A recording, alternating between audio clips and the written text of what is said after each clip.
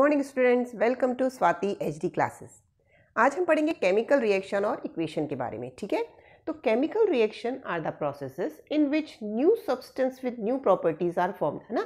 तो यहाँ पे क्या हो रहा है, नया सब्सटेंस बन रहा है जिसकी प्रॉपर्टी एकदम नई है। ठीक है, तो अब हम इसको कैसे देखते हैं, एक एग्जाम्पल ले लेते हैं। अगर हम मैग्नीशियम के रिबन लेते हैं और उसको ऑक्सीजन में बर्न करते हैं तो क्या बनेगा, मैग्नीशियम ऑक्साइड। ठीक है, इसको हम यहाँ पे इस तरीके से आप डायग्रामेटिकली भी देख सकते हैं। देखिए, अगर हमने स्ट्रॉन्ग से एक मैग्नीशियम रिबन को पकड़ा है और उसको हम बर्न कर रहे हैं तो क्या बन रहा है, देखिए व्हाइट पाउडर फॉर्म बन रहा है ना। तो ये जो व्हाइट पाउडर फॉर्म बन रहा है तो इसकी प्रॉपर्टी एकदम नई है। ठीक है, तो नया सब्सटेंस बना, नया सब्सटेंस कौन सा बना, मैग्नीशियम ऑक्साइड। तो इस तरीके से मैग्नीशियम क्या था, सबसे पहले एक हमने रिबन ली है। ठीक है, आप डायग्राम में भी देख सकते हैं। रिबन जब हम लेंगे तो उसको हम क्या करेंगे, बर्न करेंगे। किससे, ऑक्सीजन। ऑक्सीजन कहाँ से आएगी, फ्रॉम एयर। तो हम एयर से ऑक्सीजन लेंगे और जब हम उसको हीट करेंगे तो हीट करने पे इस तरीके से आप देख रहे हैं यहाँ पे क्या बन रहा है, व्हाइट पाउडर बन रहा है ना। तो ये जो व्हाइट पाउडर है ये क्या बन गया, व्हाइट पाउडर, ये बना है मैग्नीशियम ऑक्साइड। तो इस तरीके से आपका क्लियर होता है कि आप डायग्राम में भी देख सकते हैं। यहाँ पे है ना, फिगर में दिख रहा है अपने को कि मैग्नीशियम रिबन ली है, उसको हमने ऑक्सीजन में बर्न किया। तो जब बर्न करते हैं तो कैसी व्हाइट डेजलिंग लाइट दिख रही है ना, व्हाइट डेजलिंग एकदम, जैसे अपन वो फुलझड़ी जलाते हैं तो कैसी लाइट दिखती है अपने को, एकदम तीखी, है ना। तो वैसी डेजलिंग लाइट आपको शो कर रही है और एक नया प्रोडक्ट बन रहा है, दैट इज मैग्नीशियम ऑक्साइड। तो ये फिगर से भी अपने को क्लियर हो जा रहा है ना। तो ये क्या हुआ, यहाँ पे एक नया सब्सटेंस फॉर्म हो रहा है, इसको कहेंगे हम केमिकल रिएक्शन। पर ऐसा नहीं है कि केमिकल रिएक्शन है मीन्स वो कोई लैब में ही कोई दो चीज मिलेंगी और उसके बाद जो तीसरा आपको प्रोडक्ट फॉर्म हो रहा है वही केमिकल रिएक्शन होगी। केमिकल रिएक्शन जो है वो आपकी डेली लाइफ में जो केमिकल, जितने भी केमिकल चेंज होते हैं, है ना। तो जो भी केमिकल चेंज होंगे, कोई भी केमिकल चेंज, जैसे हमने पढ़ा है केमिकल चेंज क्या होते हैं, केमिकल चेंज जो भी रिवर्स नहीं होंगे, मीन्स जिसमें भी आपके एक नया प्रोडक्ट फॉर्म होगा। जैसे आप जनरली ले सकते हैं, जैसे फॉर्मेशन ऑफ कर्ड हो गया, cooking of food, digestion of food in our body. तो ये सभी जितने भी केमिकल चेंज हो रहे हैं, ये सभी केमिकल चेंज जो हैं आपके, ये सब भी केमिकल रिएक्शन ही हैं, क्योंकि इनमें नया प्रोडक्ट फॉर्म हो रहा है, उसको आप रिवर्स नहीं कर सकते। अब कर्ड से आप वापस मिल्क फॉर्म कर सकते हैं क्या, नहीं कर सकते। तो ये सभी केमिकल चेंज भी जो हम डेली लाइफ में देखते हैं, ये सब भी आपके केमिकल रिएक्शन ही हैं। ठीक है, तो ये हो गई केमिकल रिएक्शंस। अब हम देखते हैं कैरेक्टरिस्टिक्स केमिकल रिएक्शन के। ओके, अब हम देखेंगे कैरेक्टरिस्टिक्स ऑफ केमिकल रिएक्शन, है ना। कैरेक्टरिस्टिक्स का मतलब होता है लक्षण, मीन्स केमिकल रिएक्शन जब होगी तो वहाँ पर क्या चेंजेस होंगी उसको हमको देखना होता है। ठीक है, तो सबसे पहले हम देखते हैं चेंज इन स्टेट। तो क्या होगा, जब कोई केमिकल रिएक्शन होगी तो उसके स्टेट में चेंज हो सकता है। जैसे यदि हम यहाँ पे एग्जाम्पल में ले लें मैग्नीशियम रिबन का बर्न होना, है ना। मैग्नीशियम रिबन जब बर्न होती है तो हम पहले भी देख चुके हैं। देखिए यहाँ पर आपको दिख रहा है, मैग्नीशियम रिबन जब बर्न हुई तो वो क्या बन गई, पाउडर फॉर्म में आ गई, है ना, मैग्नीशियम ऑक्साइड बन गया। तो ये उसकी फिजिकल स्टेट में चेंज हो गया। तो ये एक आपका एग्जाम्पल हो गया। दूसरा एग्जाम्पल आप ले सकते हैं बर्निंग ऑफ कैंडल। तो जब बर्न होती है कैंडल तो वो क्या क्या फॉर्म करेगी, देखिए वैक्स जब बर्न होगी तो वैक्स कैंडल जब बर्न होगी तो वहाँ पर क्या होगा, कार्बन डाइऑक्साइड फॉर्म होगी और साथ में एक लिक्विड वाटर भी आपके फॉर्म होता है। तो ये क्या हो गया, दोनों स्टेट में चेंज हो गया। सॉलिड से कहाँ चला गया, वो गैस फॉर्म में कार्बन डाइऑक्साइड का बनना और वाटर का बनना, ये दोनों ही स्टेट में चेंज हो गया। ठीक है, तो ये दो हमारे जो एग्जाम्पल हैं यहाँ पे हम देख सकते हैं। ठीक है, ये दोनों ही मैग्नीशियम रिबन का फॉर्म होना और बर्निंग ऑफ वैक्स, ये दोनों चेंज इन स्टेट के एग्जाम्पल हो गए। उसके बाद characteristics of change in colour. तो चेंज इन कलर के लिए अगर हम देखें, यहाँ पे देखिए आपको क्या दिख रहा है, लेड नाइट्रेट हमने लिया है एक टेस्ट ट्यूब में और दूसरी टेस्ट ट्यूब में हमने क्या लिया है, पोटेशियम आयोडाइड, है ना। तो जब हम दोनों ट्रांसपेरेंट दिख रहे हैं, लेकिन जैसे ही हम दोनों को एक साथ मिला रहे हैं तो कैसे एकदम येलो कलर का चेंज आ रहा है उसमें। तो कलर चेंज होना ये शो करता है कि वहाँ पे कोई केमिकल रिएक्शन कंप्लीट हो रही है। ठीक है, तो ये लेड नाइट्रेट और पोटेशियम आयोडाइड के बनने पे, मिलाने पे लेड आयोडाइड का बनना, ठीक है, कलर चेंज, जो येलो कलर आ रहा है वो भी बताता है कि ये केमिकल रिएक्शन हो रही है। ठीक है, उसके बाद में थर्ड हो जाता है evolution of gas. Evolution of gas means क्या होगा, कभी भी जब भी गैस, अगर कोई केमिकल रिएक्शन हो रही है और गैस का फॉर्मेशन हो रहा है, गैस निकल रही है, तो वो पता चलता है कि कोई केमिकल रिएक्शन हो रही है। ठीक है, उसके लिए देखिए यहाँ पे आपको दिख रहा है कि हम जिंक ग्रेन्यूल ले लें। अगर इस यहाँ पे लिया हुआ है हमने जिंक ग्रेन्यूल्स लिए हैं, ठीक है, और उसको हमने इसमें क्या डाला, डाइल्यूट HCl या H2SO4। तो वहाँ पर जिंक क्या करेगा, हाइड्रोजन को रिप्लेस करके हाइड्रोजन गैस निकलती है। देखिए यहाँ पे दिख रहा है आपको ना हाइड्रोजन गैस, यहाँ पे बबल्स फॉर्म हो रहे हैं। तो ये जो हाइड्रोजन गैस बन रही है ये भी एक कैरेक्टरिस्टिक है। उसके बाद में हम यहाँ पर देख लेते हैं, नेक्स्ट है चेंज इन टेम्परेचर।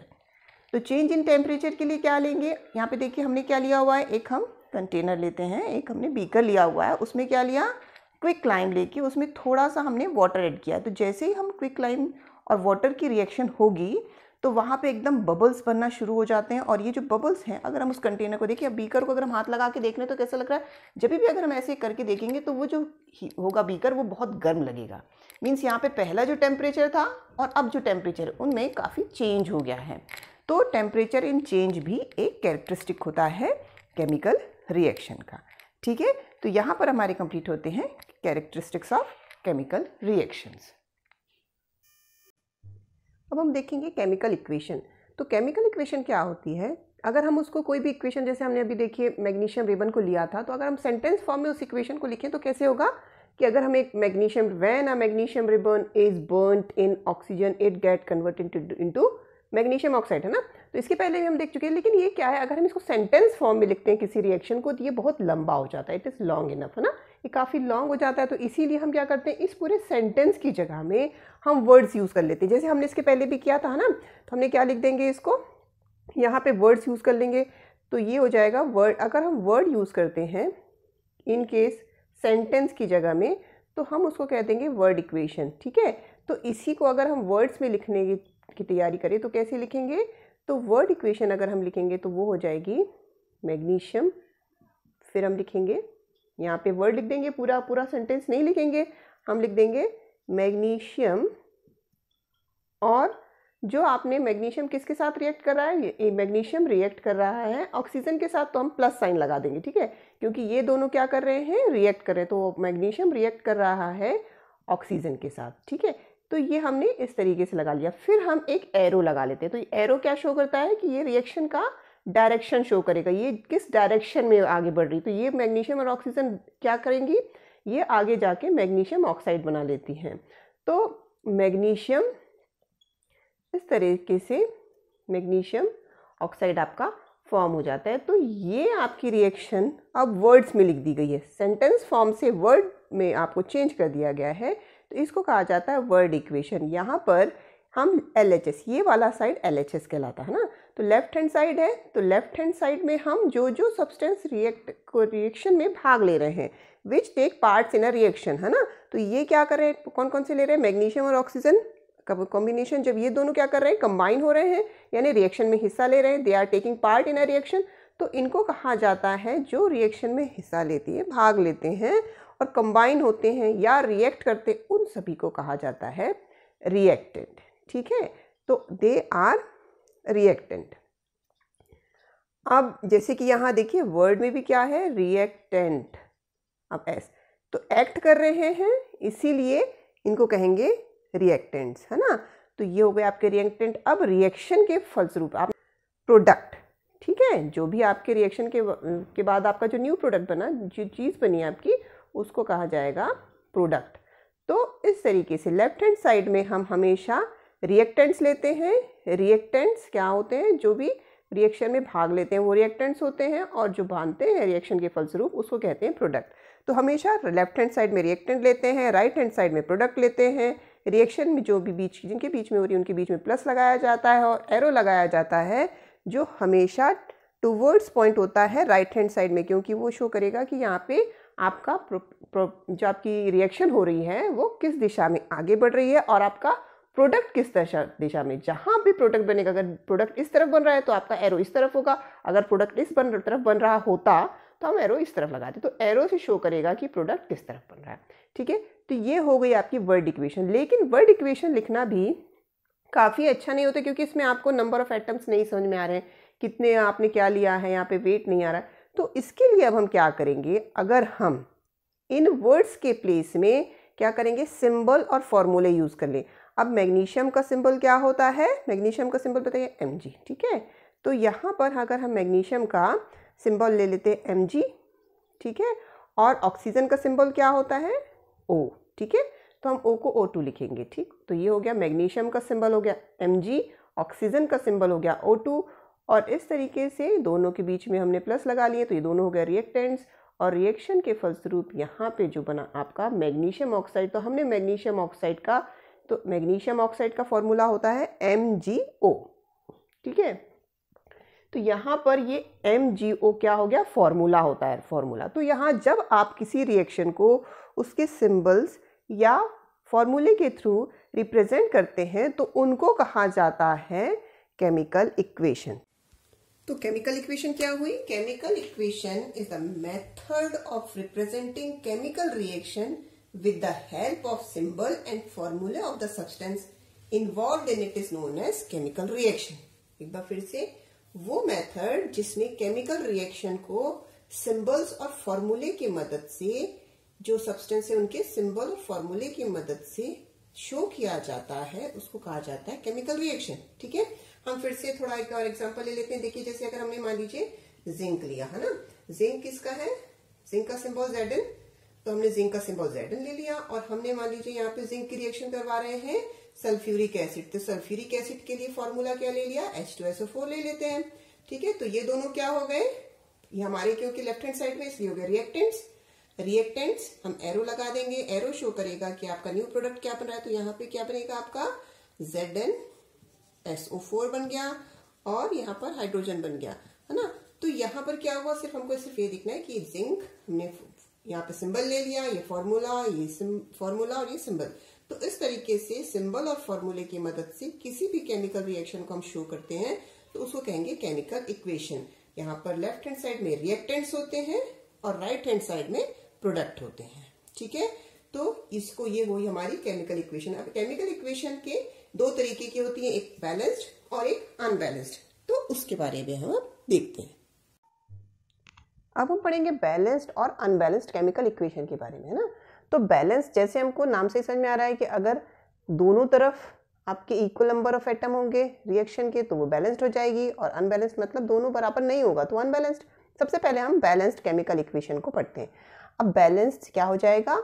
अगर इक्वल नंबर ऑफ, है ना, अगर इक्वल नंबर ऑफ एटम होंगे डिफरेंट एलिमेंट के, किसके? रिएक्टेंट और प्रोडक्ट के, दोनों कैसे होंगे? बराबर होंगे, है ना। तो इक्वल नंबर, तो हम एक एग्जांपल ले लेते हैं। पहले अभी हमने देखा था थोड़ी देर पहले, अगर हम जिंक को रिएक्ट करवाते हैं H2SO4 के साथ, है ना, सल्फ्यूरिक एसिड के साथ रिएक्ट करवाते हैं जिंक ग्रेन्यूल्स को, तो क्या बनता है? यहाँ पर आपका बन जाएगा जिंक सल्फेट बन जाएगा, और हाइड्रोजन गैस निकलती है। ठीक है, तो ये आपकी हाइड्रोजन गैस जो निकलती है, ये आपकी इक्वेशन हो गई। अब हम इसको चेक करेंगे कि ये बैलेंस्ड है या नहीं है। तो हम देखेंगे कि इक्वल नंबर ऑफ एटम होने चाहिए रिएक्टेंट के भी और प्रोडक्ट के भी। तो हम सबसे पहले यहाँ पे एलिमेंट लिख लेते हैं जिंक के, है ना। अब जिंक के देख लेते हैं, जिंक के कितने हैं? ये हो गया आपका रिएक्टेंट साइड, तो रिएक्टेंट साइड में नंबर ऑफ जिंक कितना है? 1 है, तो हमने यहाँ लिख लिया 1 है। अब प्रोडक्ट में कितने जिंक बन रहे हैं? यहाँ पे भी 1 है। ठीक है, अब उसके बाद दूसरा हम देख लेते हैं हाइड्रोजन। ठीक है, तो हाइड्रोजन कितना है? यहाँ पे 1 है, यहाँ पे अपन ने क्या नहीं देखी, 1 2, तो रिएक्टेंट में 2 हाइड्रोजन है, और प्रोडक्ट में भी 2 हाइड्रोजन है, नंबर ऑफ एटम 2 है। सल्फर के कितने हैं? सल्फर का 1 है, यहाँ पे देखिए। आपका रिएक्टेंट में कितने हैं नंबर ऑफ एटम्स? 1 है। यहाँ प्रोडक्ट में नंबर ऑफ एटम, यहाँ भी 1 है, बिल्कुल सही है। अब इसके बाद क्या बच गया? ऑक्सीजन। ऑक्सीजन में नंबर ऑफ एलिमेंट कितने हैं? यहाँ पे O2 के कितने हैं? O2 का सिर्फ यहाँ पे कितने हो जाएंगे? 4 है, और आपके प्रोडक्ट में भी कितने बन रहे हैं? 4 है। तो अब हम यहाँ क्या देखते हैं कि यहाँ पर जितने रिएक्टेंट के नंबर थे उतने ही प्रोडक्ट के नंबर हैं, तो नंबर ऑफ एटम्स दोनों साइड बराबर हैं, है ना, इक्वल है, इक्वल नंबर। जितने नंबर ऑफ एटम्स यहाँ हैं उतने ही नंबर एटम्स यहाँ पर भी है, रिएक्टेंट और प्रोडक्ट में, दोनों में। तो ऐसी एक केमिकल इक्वेशन जहाँ पर डिफरेंट एलिमेंट के रिएक्टेंट और प्रोडक्ट के एटम्स इक्वल होंगे। ठीक है, इक्वल, तो जहां पर इक्वल होंगे वो बैलेंस्ड आपकी केमिकल इक्वेशन होगी। जैसे यहाँ पे दोनों साइड ही केमिकल रिएक्शन में रिएक्टेंट और प्रोडक्ट के नंबर ऑफ एटम्स इक्वल है, तो ये हो जाएगी हमारी बैलेंस्ड केमिकल इक्वेशन। अब यहीं पे हम बात कर लेते हैं अनबैलेंस्ड की। अगर हमारे पास कोई ऐसी इक्वेशन है जिसमें नंबर ऑफ एटम इक्वल नहीं है, अगर इक्वल नहीं होंगे तो उनको क्या कह देंगे हम? Unbalanced chemical equation. ठीक है, तो ऐसी इक्वेशन को फिर हमको बैलेंस करना पड़ता है, तो उसको हम डायरेक्ट अब पढ़ेंगे बैलेंसिंग ऑफ केमिकल इक्वेशन, और उसी में हम देखेंगे कि कैसे अनबैलेंस्ड केमिकल इक्वेशन को बैलेंस करते हैं। ठीक है, अब हम पढ़ेंगे balancing of chemical equation. Means हमको जब कोई केमिकल इक्वेशन दी होगी तो उसको बैलेंस करने के लिए। ठीक है, इसके पहले हमने बैलेंस्ड इक्वेशन पढ़ा है ना। क्या होता है बैलेंस्ड इक्वेशन? क्या होता है कि जब दोनों तरफ नंबर ऑफ एटम्स इक्वल होंगे तो हम उनको बैलेंस्ड कहेंगे। लेकिन यदि अगर ऐसी कोई इक्वेशन है, जैसे हमने इसके पहले भी एकदम सबसे सिंपल हमने जो 2-3 बार लिख चुके हैं, क्या लिखे हैं वो इक्वेशन हम देख लेते हैं। Mg plus O2 is equals to MgO, है ना। ये हमारी इक्वेशन हमने पहले 2-3 बार इसको पढ़ चुकी है। तो क्या ये इक्वेशन बैलेंस्ड है या नहीं है, सबसे पहले हमको ये देखना होगा, है ना। तो जब हम इस इक्वेशन को लिखेंगे तो अब हमको क्या देखना होगा कि वो प्रोसेस, तो बैलेंसिंग में मतलब क्या हो जाएगा, अगर दोनों तरफ नंबर ऑफ एटम्स बराबर हैं तो वो बैलेंस्ड होगी। लेकिन यहाँ पे नंबर ऑफ एटम्स बराबर हैं क्या, देखिए Mg एक है, यहाँ पे भी Mg के, ठीक है। लेकिन O कितने हैं, ऑक्सीजन कितने हैं, यहाँ पे 2 एटम्स है ऑक्सीजन के और यहाँ ऑक्सीजन का एटम एक है। तो हम क्या करेंगे, इसको बैलेंस करने का काम करेंगे। तो यही जो प्रोसेस होगी इसको कहा जाएगा बैलेंसिंग ऑफ केमिकल इक्वेशन। ये केमिकल इक्वेशन है, इसमें एटम्स को हम बैलेंस करेंगे। अब इसी को यहाँ लिखा है the process of making the number of different types of atom equal on both side of an equation. तो इक्वेशन में जो डिफरेंट टाइप के, ये डिफरेंट टाइप के एटम्स हैं, इनको हम नंबर ऑफ एटम्स जितने होंगे उनको बराबर करेंगे, इक्वल करेंगे दोनों साइड को, है ना। तो इसी को कहेंगे बैलेंसिंग। अब सबसे पहले हम उसके लिए क्या कर लेते हैं, ज़्यादा सिस्टमेटिक दिखने के लिए हम नंबर यहाँ पे पहले एलिमेंटिक टेबल बना लेंगे, उसमें हम एलिमेंट लिख लेते हैं। तो एलिमेंट लिख लेते हैं कौन कौन से हैं। यहाँ पे हमारे पास सिर्फ 2 ही एलिमेंट है, एक है मैग्नीशियम और एक दूसरा है ऑक्सीजन, है ना। अब number of atom in reactant, reactant क्या होते हैं, जो भी किसी भी रिएक्शन में पार्टिसिपेट करते हैं ना। तो लेफ्ट हैंड साइड में तो ये हमारे रिएक्टेंट है और ये हमारा प्रोडक्ट साइड है। तो नंबर ऑफ एटम मैग्नीशियम का जो नंबर ऑफ एटम रिएक्टेंट में वो कितने हैं, एक है ना, सिर्फ 1 मैग्नीशियम है। और यहाँ पर देख लेते हैं प्रोडक्ट में कितना है, वहाँ भी 1 है, सेम है, ठीक है। तो हमको कुछ नहीं करना है, कुछ चेंज करने की ज़रूरत नहीं है। तो यहाँ पे दोनों आपका 1-1 था, ठीक है। अब हम देखते हैं दूसरा element oxygen. Oxygen number of atom यहाँ कितने हैं, 2 है रिएक्टेंट में, और प्रोडक्ट में कितने हैं, 1 है। तो ये तो इक्वल नहीं है, तो मीन्स अपने को क्या करना होगा, सबसे पहले ऑक्सीजन को आपको बैलेंस करना होगा। तो बैलेंस करने के लिए सिर्फ 2 स्टेप्स आपके लिए इंपॉर्टेंट होते हैं। सबसे पहला, आप सबसे बड़ा, जब जो सबसे बिगेस्ट फॉर्मूला होगा उसको देखेंगे। आप यहाँ से नहीं स्टार्ट करेंगे, कोई भी इक्वेशन हो, बिगेस्ट जो भी आपका फॉर्मूला होगा सबसे पहले हम उसको देखेंगे और वहीं से बैलेंसिंग शुरू करेंगे। तो यहाँ पे बिगेस्ट कौन सा हो गया, MgO, मैग्नीशियम ऑक्साइड, है ना। तो अब इसको हम बैलेंस करने की कोशिश करेंगे। तो हम बैलेंस करने के लिए ध्यान रखिएगा, कभी भी इस इक्वेशन के किसी फॉर्मूले के, या तो आप ऐसे डॉट डॉट स्ट्रक्चर बना लीजिए कि आपको यहाँ कुछ नहीं ऐड करना है। जो आपका फॉर्मूला दिया हुआ है आप उसके कुछ भी उसमें एक्स्ट्रा ऐड नहीं करेंगे। आप क्या कर सकते हैं, सामने कोई भी नंबर आप ऐड कर सकते हैं ना। तो यहाँ पे आप सामने ऐड करेंगे तो कैसे ऐड करेंगे, उसके लिए अब देखते हैं। तो यहाँ पर क्या करेंगे, देखिए अब यहाँ पे थोड़ा सा स्पेस बना लेते हैं ना। तो अब हमको इसको बिल्कुल टच नहीं करना है। हम यहाँ पे इस तरीके से जो भी इस बॉक्स के हर कोई भी नंबर हम ऐड करेंगे, ताकि इस तरीके से मल्टीप्लाई होगा कि वो हमारा बैलेंस हो जाए। तो यहाँ पर हमको ऑक्सीजन 2 है, यहाँ पे भी 2 करना है। तो हम क्या कर दे, यहाँ पर अगर हमने Mg के सामने 2 लिख दिया, है ना। तो ये 2 लिखने का मतलब होता है, अब Mg कितने हो गए, मैग्नीशियम भी 2 हो गए और ऑक्सीजन भी 2 हो गए। तो हम यहाँ देख लेते हैं, हमने क्या कर दिया, प्रोडक्ट साइड में किया है तो मल्टीप्लाई किया है बाय 2। तो जब 1 मल्टीप्लाइड बाय 2 करेंगे तो क्या हो जाएगा, 2 एटम्स हो गए ऑक्सीजन के, है ना। ऑक्सीजन रिएक्टेंट में भी 2 हो गया और प्रोडक्ट में भी 2 हो गया। लेकिन अब यहाँ क्या हुआ, जब हमने 2 से मल्टीप्लाई किया मैग्नीशियम में, तो प्रोडक्ट में क्या हुआ आपका, मैग्नीशियम तो 2 हो गया। तो यहाँ टोटल नंबर ऑफ कितने हो गए, यहाँ भी 2 हो गए आपके। लेकिन आपके रिएक्टेंट साइड में तो ऑक्सीजन और ये दोनों बैलेंस्ड हो गया अपना, है ना। यहाँ देखिए यहाँ भी 2 है, यहाँ भी 2 है, लेकिन ये जो अपने 2 हो गए, लेकिन रिएक्टेंट साइड में तो एक ही मैग्नीशियम है, तो उसको भी हमको मल्टीप्लाई करना पड़ेगा 2 से। तो अब 2 से मल्टीप्लाई करेंगे तो हम क्या करेंगे, यहाँ पे ऐड कर देंगे 2। तो अब देखिए, अब यहाँ पे नंबर ऑफ एटम कितने हो गए, यहाँ पर भी 2 हो गए, मैग्नीशियम 2 है, यहाँ पे भी मैग्नीशियम 2 है, ऑक्सीजन 2 है, ऑक्सीजन 2 है। तो इस तरीके से आपकी जो इक्वेशन है वो बैलेंस्ड हो जाती। तो ये सबसे इजी आपका एग्जाम्पल था कि कैसे आप बैलेंस करेंगे। इसी तरीके से हम और भी एग्जाम्पल देखेंगे कि हमको बैलेंस कैसे करना है इक्वेशन को, ठीक है।